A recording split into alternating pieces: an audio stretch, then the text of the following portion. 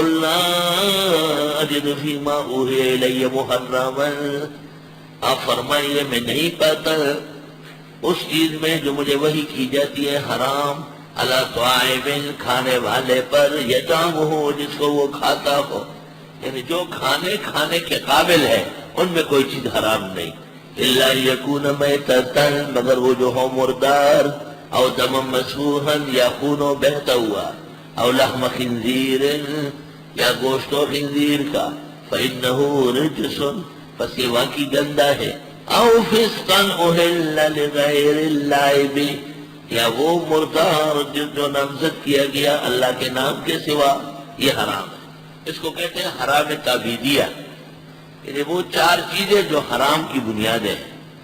فمن اضطر غیر باغ ولا عاد، جو مجبور ہوا نہ تھا لذت ڈھونڈنے والا باغی، ولا عادل اور نہ حد سے زیادہ کھانے والا، فإن ربک غفور رحیم بس بے شک تیرا رب بخشنے والا رحم والا۔ یہ جو چار چیزیں ہیں، جیسے میتا ہے، دم مسفوح ہے، لحم الخنزیر ہے، اور محلل بغیر اسم اللہ ہے، یہ ہمیشہ کے لیے حرام ہے۔ لیکن اگر کسی کی جان نکل رہی ہے سوائے خنزیر کے کوئی اور چیز نہیں ہے تو وہ کھا سکتا ہے جان بچانے کے لیے یا نہیں؟ علماء لکھتے ہیں کہ یہ نہ کھائے اور مر جائے تو شہید ہوگا، اور یہ کھائے تو اس کو اجازت ہے، یعنی نہ کھانا عزیمت ہے اور کھا لینا ضرورت کے لیے یہ رخصت ہے۔ لیکن کھانے کی تین شرطیں، ایک تو حالت اضطراری ہو، سوائے اس کی کوئی اور صورت نہ ہو ورنہ جان نکل جائے گی، دوسری شرط یہ کہ کھانے میں لذت نہ ہو، تیسرا یہ کہ جتنے سے جان بچ سکتی ہے ایک چٹان سے، اس سے زیادہ نہ کھائے۔ فإن ربک غفور رحیم، تیرا رب ایسوں کے حق میں بخشنے والا رحم والا ہے۔ اشارہ ہے کہ حرمت بددستور ہے لیکن ان کے لیے اجازت ہو گئی ہے۔ وعلی الذین ہادوا، اور ان لوگوں پر جو یہودی ہے، حرمنا کل ذی ظفر، ہم نے حرام کیے ہر ناخن والا، ومن البقر والغنم، اور گائے اور بھیڑ بکریوں میں سے، حرمنا علیہم شحومہما، حرام کر دی ہم نے ان کی چربیاں، الا ما حملت ظہورہما، مگر وہ جو مل رہی ہے ان کی پیٹوں سے، پیٹ پر کوئی چربی ہو تو ٹھیک ہے، اب الہوایا یا آنتڑیوں میں، بنی اسرائیل کو کہا گیا کہ چربی نہ کھانا ورنہ دل کے بیمار ہو جاؤ گے۔ اہو مختلط بعظم، یا وہ چربی جو مل گئی ہو ہڈیوں میں، تو ہڈی کی چربی، آنتڑیوں کی چربی، پیٹ کی چربی نہ ہونے کے برابر ہے، اصل چربی تو اور ہے، وہ ان کو اجازت نہیں تھی۔ معلوم ہوا کہ چکنائی سے پرہیز، مختلف چربی اور گھی سے دوری، یہ خدائی پکڑ کی نشانی، خدائی پکڑ کی نشانی ہے۔ افغانی اور وزیرستانی وہ تو اس کا ڈش کھاتے ہیں اور کہتے ہیں سفیدہ، سپینا، اللہ سپینا رکھا ہوئی، سب سے زیادہ خوش وہ اس سے ہوتے ہیں۔ ذالک جزیناہم ببغیہم، یہ سزا دی تھی ہم نے ان کو ان کی سرکشی کی وجہ سے، وَإِنَّا لَصَادِقُونَ، ہم بالکل سچ بولتے ہیں۔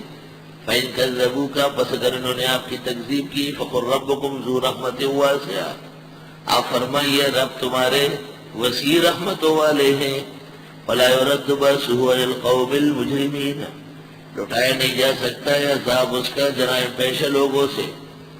سَيَقُولُ الَّذِينَ أَشْرَكُوا، ان قریب کہیں گے شرک کرنے والے، لو شاء اللہ ما اشرکنا، اگر اللہ چاہتا ہم شرک نہ کرتے، ولا آباؤنا، نہ ہمارے بڑے، ولا حرمنا من شیء، نہ ہم حرام کرتے کچھ۔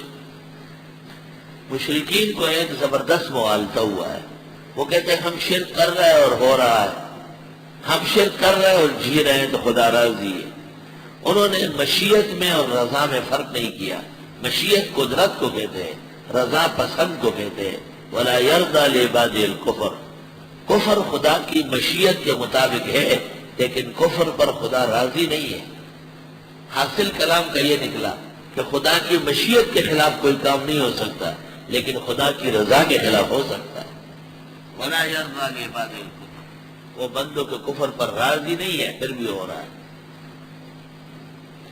كَذَلِكَ كَذَّبَ الَّذِينَ مِنْ قَبْلِهِمْ، اس طرح تکذیب کر چکے ہیں وہ لوگ جو ان سے پہلے تھے، حَتَّى ذَاقُوا بَأْسَنَا، یہاں تک کہ چکا انہوں نے ہمارا عذاب۔ قُلْ فرمائیے هَلْ عِنْدَكُمْ مِنْ عِلْمٍ، کیا ہے تمہارے پاس کچھ علم، فَتُخْرِجُوهُ لَنَا، نکالو ہمیں، إِن تَتَّبِعُونَ إِلَّا الظَّنَّ، نہیں تم اتباع کرتے مگر گمان کی، وَإِنْ أَنْتُمْ إِلَّا تَخْرُصُونَ، نہیں ہو تم مگر اٹکل لڑنے والے۔ قُلْ فَلِلَّهِ الْحُجَّةُ الْبَالِغَةُ، آپ فرمائیے بس اللہ کی دلیل رساں ہے، خدائی دلیل رساں ہے، اللہ دلیل ہر جگہ قائم کر سکتے ہیں،